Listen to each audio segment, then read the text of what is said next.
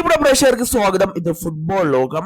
ബാഴ്സലോണയുടെ സൂപ്പർ താരമായ ലാലിൻ യമാൽ ഇപ്പോൾ മികച്ച പ്രകടനമാണ് ബാഴ്സലോണയ്ക്ക് വേണ്ടി നടത്തിക്കൊണ്ടിരിക്കുന്നത്.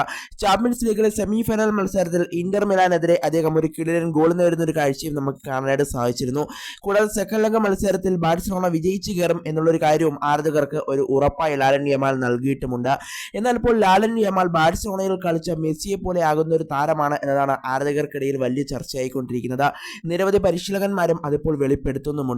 ഇനി ഭാവിയിലേക്ക് എത്തുമ്പോൾ ലാലിൻ യമാൽ ബാഴ്സലോണയിൽ മെസ്സി കളിച്ചതുപോലെ മെസ്സിയെ പോലൊരു താരമായി മാറാൻ അദ്ദേഹത്തിന് സാധിക്കും എന്നുള്ളൊരു കാര്യമായിരുന്നു ഇപ്പോൾ പല പരിശീലകന്മാരും അതുപോലെ തന്നെ പല ഫുട്ബോൾ ആരാധകരും നിലവിൽ ഇപ്പോൾ പറഞ്ഞുകൊണ്ടിരിക്കുന്നത്.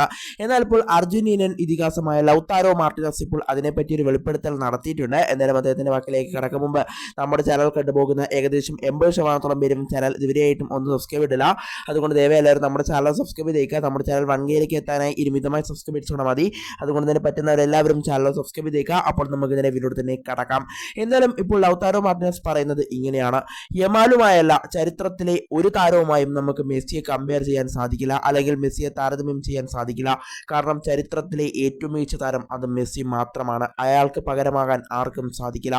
അതുപോലെ തന്നെ അദ്ദേഹത്തെ കണക്കാക്കാനും ആർക്കും സാധിക്കില്ല എന്നുള്ളൊരു കാര്യമാണ് ഇപ്പോൾ ലൗതാരോ മാർട്ടിനസ് എടുത്തു പറയുന്നത്. എന്തായാലും ലൗതാരോ മാർട്ടിനസ് അർജന്റീനയിൽ കളിക്കുന്ന ആ സമയമൊക്കെ നമുക്കറിയാം, പരിക്ക് കാരണമാണ് അദ്ദേഹം കഴിഞ്ഞ മത്സരങ്ങളൊന്നും അർജന്റീനയ്ക്ക് വേണ്ടി കളിക്കാതെ ഇരുന്നത്. എന്നാൽ മെസ്സിയെ ഗോളടിച്ചതിന് ശേഷം അദ്ദേഹം ഗോൾ സെലിബ്രേഷനിൽ വന്ന് കെട്ടിപ്പിടിക്കുന്ന ഒരു കാഴ്ചയൊക്കെ നമുക്ക് കാണാനായിട്ട് സാധിക്കുന്നുണ്ടായിരുന്നു.